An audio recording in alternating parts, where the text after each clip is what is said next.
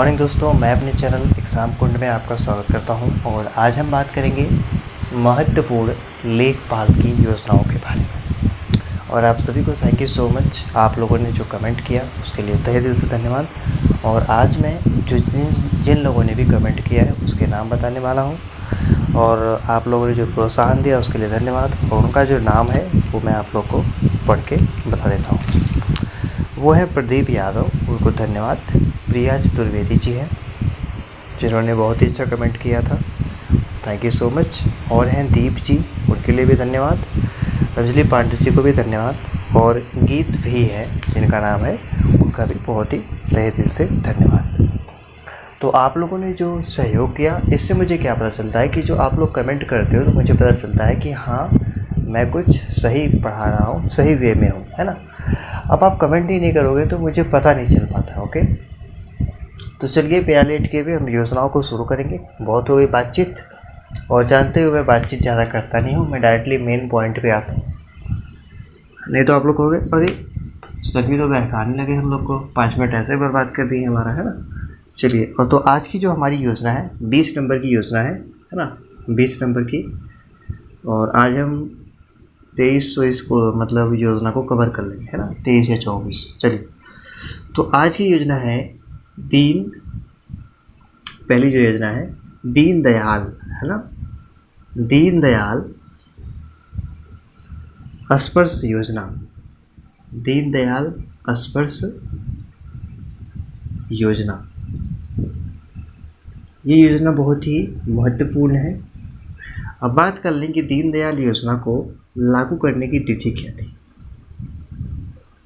दीनदयाल योजना को लागू करने की तिथि और इसका मंत्रालय क्या था, है ना। जैसे कि मैं आपको कहता हूँ कि मैं तो आपको टोटली केवल 3 फैक्ट बताता हूँ जो कि मोस्ट इम्पॉर्टेंट होता है और यही एग्ज़ाम में पूछा जाता है, दुनिया भर की बातें नहीं पूछी जाती। चलिए, और इसका एक लास्ट है, उद्देश्य क्या होता है दीनदयाल जो योजना है उसको लागू करने का। तो चलिए, अगर हम बात कर लें कि जो दीनदयाल योजना है, आप लोग देख पा रहे होंगे यहाँ पर दीनदयाल के बारे में बात हुई है। तो ये जो लागू हुई थी दोस्तों, अगर मैं बात कर लूँ तो 3 नवंबर, है ना, 3 बना देता हूँ मैं इसको, 3 नवंबर 2017 को इसे लागू किया गया था। अगर हम बात कर लें इसके मंत्रालय की, तो इसका मंत्रालय था संचार मंत्रालय, है ना। संचार मंत्रालय क्या होता है? संचार मंत्रालय, जैसा कि मैंने आपको बताया था कि यहाँ पर जो डाटा होते हैं, है ना, वो सब कलेक्ट रहते हैं हमेशा के लिए। ये था संचार मंत्रालय से रिलेटेड। और अगर हम बात कर लें कि इसके उद्देश्य की, तो इसका उद्देश्य था कि जो डाक है ना, थोड़ा सा बताता हूँ आपको कि जो डाक है, डाक मतलब कि जो आपका पोस्ट ऑफिस होता है, वहाँ पर जो उसको प्रोत्साहित किया जाए, है ना। और जो बच्चे हैं उनको छात्रवृत्ति उसके द्वारा प्रदान की जाए। तो इसका भी जो मेन उद्देश्य था कि जो डाक टिकट संग्रह का प्रोत्साहन देने में, है ना, डाक टिकट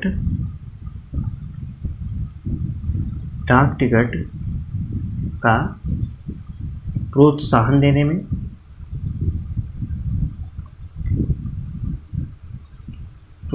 देने में, और एक और था, पहला तो ये था, और दूसरा था कि जो स्कूली बच्चे हैं, है ना, जो पूरे भारत में स्कूली बच्चे हैं उनको छात्रवृत्ति देना, है ना।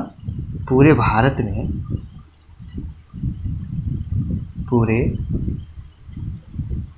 में स्कूली बच्चों को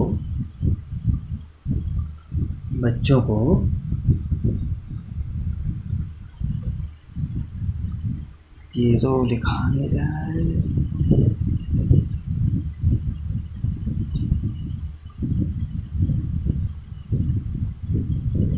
स्कॉलरशिप, ये मैंने लिखा है छात्रवृत्ति, है ना। तो इसका मेन उद्देश्य जो था ये दीनदयाल का स्पर्श योजना का, वो लागू हुई थी 3 नवंबर 2017 को। मंत्रालय था इसका संचार मंत्रालय, और इसका मेन उद्देश्य था कि जो डाक टिकट है ना, जो डाक टिकट है उसको प्रोत्साहित करना, और दूसरा था कि पूरे भारत में स्कूली बच्चों को स्कॉलरशिप देना। क्या करना, देना, है ना। चलिए, तो आपसे ऐसा ही पूछेगा कि दीनदयाल जो स्पर्श योजना है कब लागू हुई थी, तो आप बताओगे 3 नवंबर 2017 को। किस मंत्रालय से रिलेटेड थी दीनदयाल योजना, तो वो संचार मंत्रालय थी। उसका उद्देश्य क्या था, तो आप ये भी कह सकते हो कि पूरे भारत में स्कूली जो बच्चे हैं पूरे भारत में, इंडिया में, ऑल ओवर इंडिया, उनको छात्रवृत्ति देना। ओके, तो आई थिंक ये जो योजना है यहीं पे समाप्त होती है। ओके, तो आप लोग इसको नोट कर लीजिएगा, मैं आपको ऑलरेडी बता चुका हूँ। चलिए, अब हम दूसरी योजना के बारे में बात करते हैं, क्योंकि हमको ख़त्म भी करना है ना, और मैं आपको जो मेन फैक्ट है वही बताता हूँ। तो हमारी जो 21 नंबर की योजना है वो आज हम पढ़ते हैं। 21 नंबर की योजना है वो है हमारी स्वदेश दर्शन।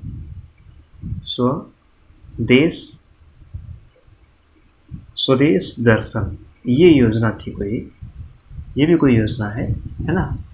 स्वदेश दर्शन, अगर हम बात कर लें कि इसका शुभ आरंभ कब हुआ था, है ना, इसका मतलब शुभारंभ कर सकते हो या तो आप कह सकते हो कि यह लागू कब हुई थी। दूसरा, इसका मंत्रालय क्या था। ये हर जगह पूछा जाता है, इसीलिए मैं आपको सबको बताता हूँ। और इसका जो उद्देश्य क्या था, है ना, उद्देश्य। चलिए, उद्देश्य के बारे में बात कर लेते हैं। देखिए, अगर मैं बात कर लूँ कि जो स्वदेश दर्शन है, तो इसमें यह लागू हुई थी 1 जनवरी 2015 को। कब लागू हुई थी, 1 जनवरी 2015 को। और इसका जो मंत्रालय था वो था पर्यटन मंत्रालय, है ना। पर्यटन से आप समझ रहे होगे कि यह जो भी मंत्रालय था वो घूमने का मंत्रालय था, है ना। यहाँ पे जो जैसे कि आगरा का ताजमहल वगैरह हो गया, तो वो पर्यटन मंत्रालय के अंतर्गत आता है ना। तो अगर मैं बात कर लूँ कि इसका जो उद्देश्य क्या था, तो इसका उद्देश्य था कि देश में जो पर्यटन की जो क्षेत्र है ना, उसको विकसित करना, है ना। और उसके बाद पूरे पूर्वोत्तर में, भारत में परिपथ, बौद्ध, जैसे कि हिमालय परिपथ, कृष्ण परिपथ, तटीय परिपथ, जनजाति परिपथ, इन सभी चीज़ों का जो है एक तरीके से जो धरोहरें हैं, है ना। एक तरीके से अगर मेन फैक्ट बात करूं तो जो धरोहर है हमारी, है ना, धरोहर परिपथ, तो सभी परिपथ, देखिए कई सारे परिपथ हैं, है ना। परिपथ मतलब कि जहाँ पर मतलब लोग घूमने जाते हैं, है ना। तो जैसे कि धरोहर परिपथ हो गया, मैं 2-3 लोगों का नाम लिख देता हूँ आपको, है ना। एक ये हो गया, और एक हो गया हिमालय परिपथ,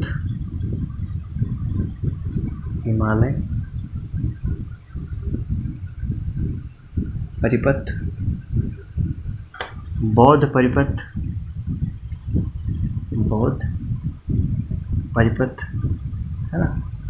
तो इस तरीके के जो परिपथ थे उनको क्या करना, एक तरीके से उनका परिचय करवाना, है ना, परिचय करवाना। चलिए, अगर मैं बात कर लूँ कि देखिए, मैं दोबारा बताता हूँ आपको कि जो स्वदेश दर्शन योजना थी यह लागू हुई थी 1 जनवरी 2015 को। मंत्रालय आप समझ गए हो कि पर्यटन मंत्रालय है। अब पर्यटन मंत्रालय से ये रिलेटेड होता है कि जैसे कि जो घूमने के क्षेत्र होते हैं, है ना, जो घूमने के क्षेत्र होते हैं उनको एक तरीके से जहाँ पे जो लोग घूमते हैं, देखिए ये जो चीज़ें मैं लिखा हूँ, धरोहर परिपथ, जैसे धरोहर मतलब होता है जैसे कि दिल्ली का लाल किला हो गया, आगरा का जो ताजमहल है वो हो गया, है ना, इमाम बाड़ा हो गया, और बहुत सारी जो मतलब है वो धरोहरें हैं हमारे देश की। अगर बात करें हिमालय परिपथ की, तो हिमालय में भी जो जैसे कि हिमाचल प्रदेश में जो चीज़ें हैं वो भी परिपथ है ना। तो इस तरीके से जो बौद्ध परिपथ है, तो उनका एक तरीके से परिचय करवाना है, मतलब एक तरीके से आबरू उसको एक तरीके से इंट्रोड्यूस करवाना था इसका उद्देश्य, है ना। तो ये इतनी जो है योजना है। चलते हैं नेक्स्ट योजना की तरफ, और आज की हमारी तीसरी योजना को हम पढ़ते हैं। तो इस योजना को भी आप लोग लिख लीजिएगा। मैं बता रहा हूँ, किसी भी योजना को आप लोग हल्के में मत लीजिएगा, कुछ भी कहीं से भी पूछ सकता है, इसलिए मैं ये नहीं चाहता हूँ कि आप लोग रिस्क लो, चलिए चलते हैं 22 नंबर। 22 नंबर की जो योजना थी बहुत ही इम्पोर्टेंट है, मैं बात करूँगा। तो ये योजना थी प्रसाद योजना, है ना। कौन सी योजना थी? प्रसाद योजना। कौन योजना थी? प्रसाद योजना। ठीक है, कोई दिक्कत नहीं है। अब देखिए प्रसाद योजना जो है वो कब लागू हुई थी, इसके बारे में पूछ लेगा कि प्रसाद योजना कब लागू की गई थी। इसका मंत्रालय क्या था, कि जो प्रसाद योजना है वो किस मंत्रालय से रिलेटेड थी, ये पूछ लेगा आपसे। और मैं आपको ऐसा नहीं कि क्वेश्चन नहीं कर रहा हूँ, क्वेश्चन करवाऊँगा।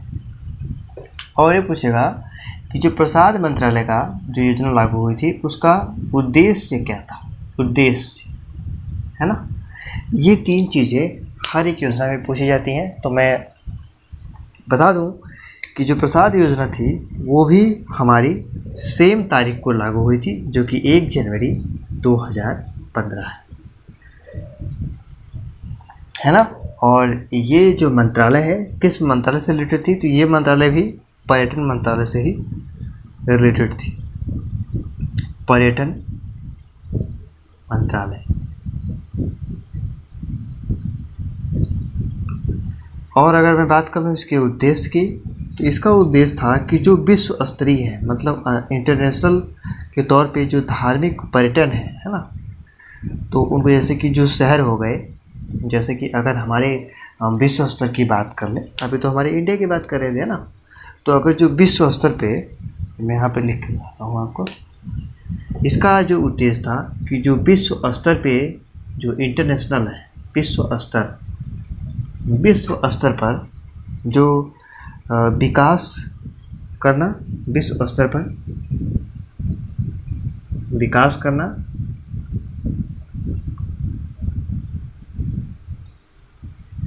विश्व स्तर पर क्या करना, विकास करना, जो कि हमारे आध्यात्मिक पर्यटन को और आध्यात्मिक पर्यटन को बढ़ावा देना, है ना।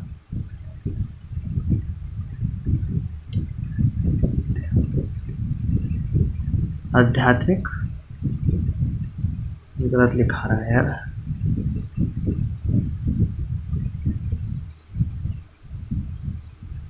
आध्यात्मिक पर्यटन को क्या करना, बढ़ावा देना, आध्यात्मिक पर्यटन को बढ़ावा देना था, है ना।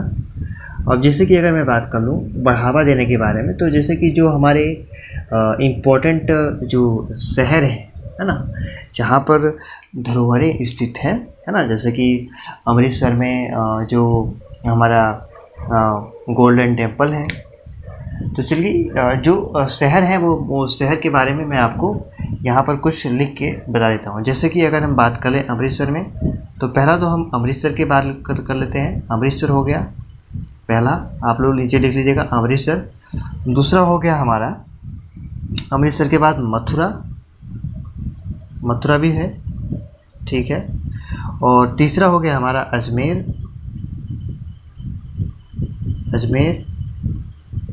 ओके।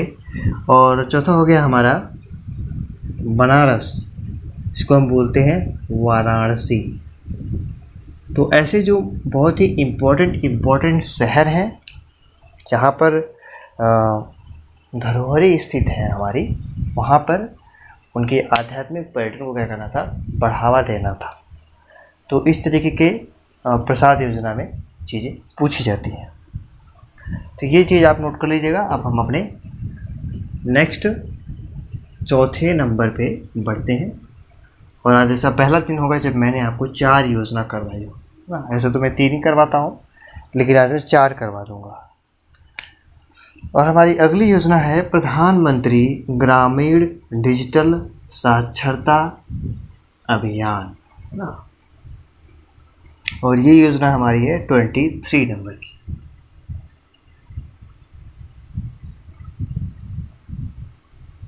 प्रधानमंत्री, है ना, क्या है, प्रधानमंत्री ग्रामीण डिजिटल, प्रधानमंत्री ग्रामीण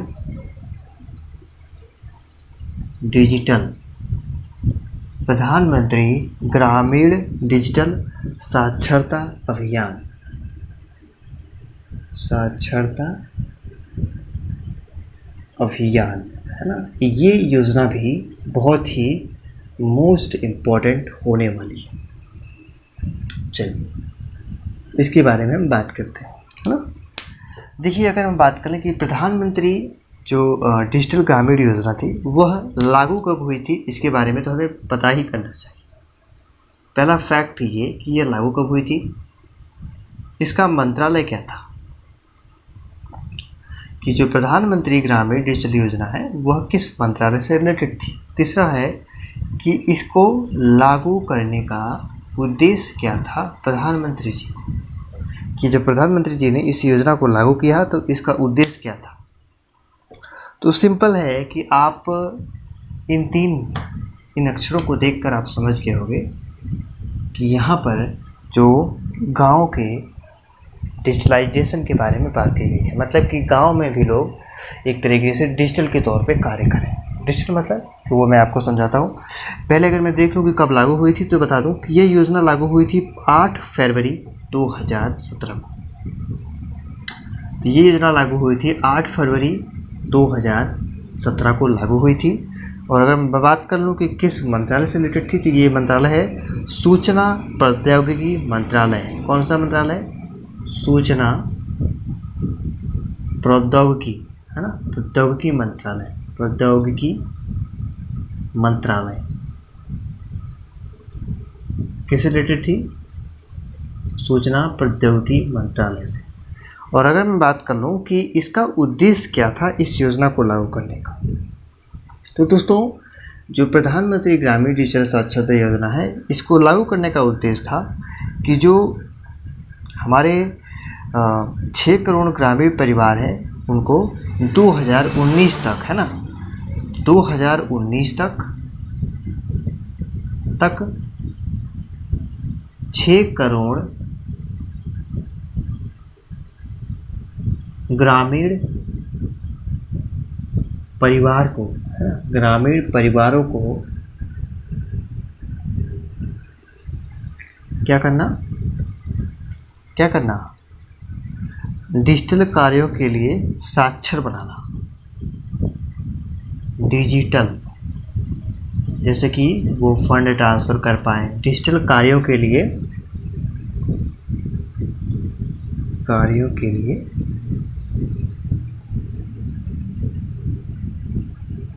सक्षम बनाना था। तो यह जो योजना थी इसी के लिए लागू हुई थी। तो आज की इन सभी योजनाओं में आपने ये समझा कि किस तरीके से वो लागू हुई थी, किसके रिलेटेड थी, कौन सा मंत्रालय था, है ना। ये 3 फैक्ट पूछता है। आपसे पूछेगा कि प्रधानमंत्री ग्रामीण डिजिटल जो परियोजना थी वो कब लागू हुई थी। आप बोलोगे 8 फरवरी 2017 को, ठीक है, कोई दिक्कत नहीं है। फिर पूछ लेगा कि जो ग्रामीण डिजिटल साक्षरता योजना थी प्रधानमंत्री की, तो वह किस मंत्रालय से रिलेटेड थी। तो आप कहोगे कि सूचना प्रौद्योगिकी मंत्रालय से। तीसरा पूछेगा कि जो प्रधानमंत्री ग्रामीण डिजिटल योजना है उसका उद्देश्य क्या था, उसको लागू करने का उद्देश्य क्या था। ऑप्शन में पूछ देगा कि शहरों का विकास करना, गाँव का विकास करना, और ये पूछेगा कि 2019 तक 6 करोड़, यहाँ पर केवल मेन फैक्ट देखिएगा, यहाँ पे 6 करोड़ जो ग्रामीण वासी थे, है ना, उनके परिवारों को डिजिटल तौर पे साक्षर करना। डिजिटल तौर पे लाइक कि जैसे कि भीम पे का यूज करना, है ना, भीम, जैसे कि भीम पे हो गया, है ना, भीम पे हो गया, और फ़ोन पे हो गया, है ना, फ़ोन पे हो गया। मैं दोबारा लिखता हूँ हिंदी में, आप लोग को थोड़ा दिक्कत हो गया। तो भीम पे हो गया, फ़ोन पे हो गया, है ना, फिर गूगल पे हो गया। तो इन सभी चीज़ों में